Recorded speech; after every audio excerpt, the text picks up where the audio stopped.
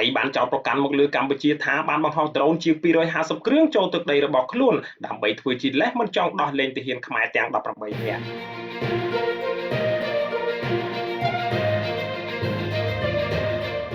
ក្រសួងការពារជាតិកម្ពុជាបានចេញមុខបដិសេធចំពោះការចោទប្រកាន់របស់យោធាថៃដែលបានអះអាងថាកម្ពុជាបានបង្ហោះយន្តហោះគ្មានមនុស្សបើកឬមួយក៏ដ្រូនចូលទៅក្នុងទឹកដីថៃជាង250គ្រឿងអ្នកនាំពាក្យក្រសួងការពារជាតិកម្ពុជាលោកស្រីម៉ាលីសុជាតាបញ្ជាក់ថាมันមានសកម្មភាពបែបនេះកើតឡើងឡើយ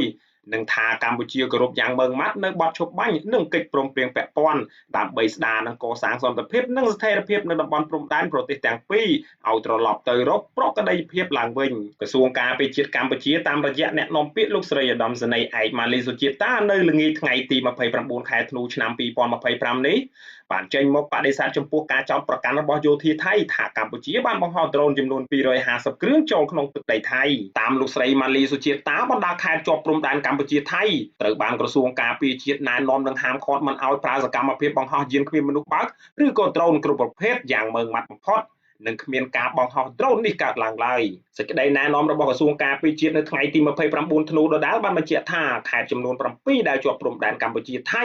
រួមមានខេត្តកោះកុងខេត្តពោធិ៍សាត់ខេត្តបាត់ដំបងខេត្តបន្ទាយមានជ័យខេត្តរតនមានជ័យខេត្តព្រះវិហារនិងខេត្តប៉ៃលិនត្រូវហាមបង្ហោះដ្រូនគ្រប់ប្រភេទជាដាច់ខាតគូបញ្ជាក់ថាអ្នកនាំពាក្យកងទ័ពភូមិន្ទថៃលោកវិនថៃស៊ូវ៉ារីនៅថ្ងៃច័ន្ទកន្លងទៅបានចេញមកចោទប្រកាន់កម្ពុជាថា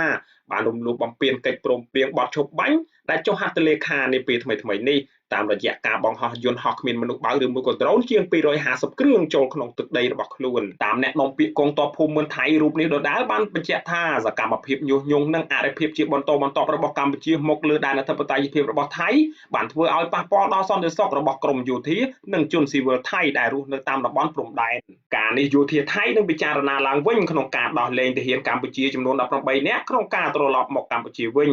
គួរជ្រាបថាភិក្ខីថៃបានព្រមព្រៀងជាមួយនឹងកម្ពុជាដោះលែងទាហានខ្មែរទាំង18នាក់មកវិញក្រោយប្រទេសទាំងពីរអនុវត្តបទឈប់បាញ់រយៈពេល72ម៉ោងនៅចំពោះមុខនឹងការចោទប្រកាន់ជាបន្តបន្ទាប់របស់យោធាថៃមកលើកម្ពុជារដ្ឋាភិបាលកម្ពុជាតាមរយៈក្រសួងការពារជាតិក៏បានបញ្ជាក់ផងដែរអំពីការបដិញ្ញាចិត្តយ៉ាងម៉ឺងម៉ាត់ស្មោះត្រង់ក្នុងការគោរពនិងអនុវត្តយ៉ាងពេញលេញនៅសេចក្តីប្រកាសរួមនៃកិច្ចប្រជុំពិសេសលើកទី3របស់គណៈកម្មាធិការព្រំដែនទូទៅកម្ពុជាថៃហៅកាត់ថា GPC កាលពីថ្ងៃទី27ខែធ្នូឆ្នាំ